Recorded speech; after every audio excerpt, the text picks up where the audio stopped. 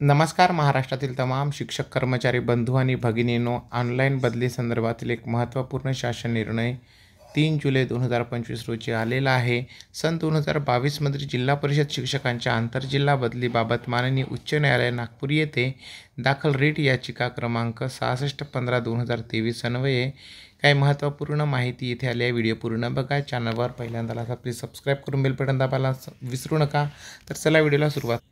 तर शालेय शिक्षण विभागाच्या संदर्भ 1 येथील 21/6/2023 रोजीच्या शासन निर्णयामध्ये सन 2022च्या आंतरजिल्हा बदलीमध्ये विनंती केलेल्या ज्या शिक्षकांना बदली मिळालेली नाही अशा शिक्षकांचे विनंती अर्ज प्रतीक्षाधीन ठेवून जशी पदे रिक्त होतील त्याप्रमाणे रिक्त पदे बदली देण्याबाबतचा कार्यवाही ग्रामविकास विभागाने करावी. त्यानंतर आंतरजिल्हा बदली संपूर्णतः बंद करण्याची तरतूद ग्रामविकास विभागाने त्याच्या बदली धोरणात करावी असे नमूद करण्यात आले होते.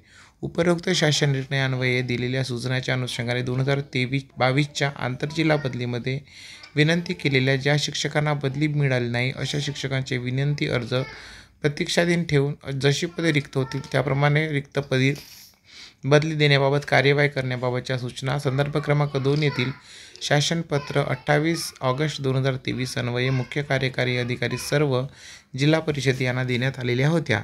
तदनंतर 2022च्या बदली प्रक्रियेतील प्रतीक्षाधीन प्राथमिक शिक्षकाच्या ऑनलाईन आंतरजिल्हा बदल्याबाबतची कारवाई शासनाच्या संदर्भ क्रमांक 3 येथील 31/8/2023 रोजीच्या पत्रान्वये सुरू करण्यात आली होती. तदनंतर 2023 करिता आंतरजिल्हा बदली प्रक्रिया ऑनलाईन पद्धतीने राबवण्यात आली आहे. याबाबत सर्व जिल्हा परिषदांना वेळोवेळी संदर्भ क्रमांक 3 येथे नमूद पत्रान्वये सूचित करण्यात आले होते. सद्यस्थितीत पवित्र पोर्टलद्वारे नवीन शिक्षकांची भरती होत असल्याच्या पार्श्वभूमीवर सन 2025 करिता जिल्हा परिषद प्राथमिक शिक्षकाच्या आंतरजिल्हा बदल्याची कार्यवाही सुरू करण्यात आली आहे.